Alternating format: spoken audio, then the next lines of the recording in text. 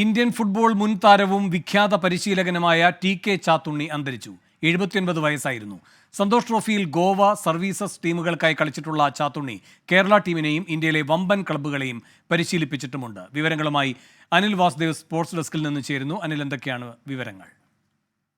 Venu, Indian ഫുട്ബോളിൽ സമാനതകളില്ലാത്ത സ്ഥാനമുള്ള ഒരാളാണ് ടി.കെ. ചാത്തുണ്ണി എന്ന ചാലക്കുടിക്കാരൻ. കളിക്കാരനായും പരിശീലകനായും 5 പതിറ്റാണ്ടോളം നിറഞ്ഞു നിന്ന ഒരാളാണ് ടി.കെ. ചാത്തുണ്ണി.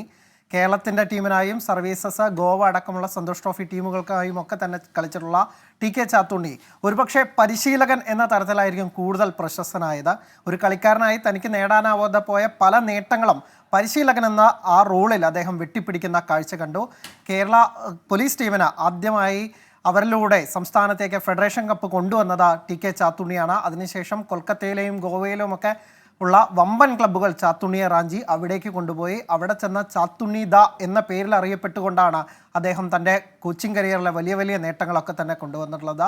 മോഹൻ ബഗാൻ, സാൽഗോക്കർ, ഡംബോ ഗോവ, ചർച്ചിൽ ബ്രദേഴ്സ് അടക്കമുള്ള വലിയ ടീമുകളെ, ഇന്ത്യൻ ഫുട്ബോളിലെ തന്നെ ഏറ്റവും വലിയ ക്ലബ്ബുകളുടെയൊക്കെ തന്നെ പരിശീലിപ്പിക്കാനുള്ള ഒരു അവസരം, അല്ലെങ്കിൽ അവരെയൊക്കെ പരിശീലിപ്പിച്ച ഒരാളാണ് ടി.കെ. ചാത്തുണ്ണി. അതിനുശേഷം വീണ്ടും കേരളത്തിലേക്ക് വന്ന അദ്ദേഹം വിവാ കേരള അടക്കമുള്ള ടീമുകളെ പരിശീലിപ്പിച്ചു, FC കൊച്ചിൻ അടക്കമുള്ള ടീമുകളെയൊക്കെ തന്നെ.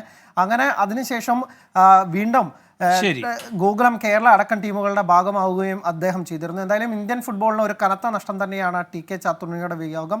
ഇന്ന് രാവിലെയാണ് അദ്ദേഹം അന്തരിച്ചത്. ഏറെ നാളുകളായി ക്യാൻസർ ബാധിതനായി ചികിത്സയിലായിരുന്നു. ഇന്നലെ രോഗം മൂർച്ഛിച്ചതോടുകൂടി ഇന്നലെ ആശുപത്രിയിൽ പ്രവേശിപ്പിക്കുകയും ഇന്ന് രാവിലെ 7:45 അദ്ദേഹത്തിൻ്റെ മരണം സംഭവിക്കുകയായിരുന്നു. വേണം.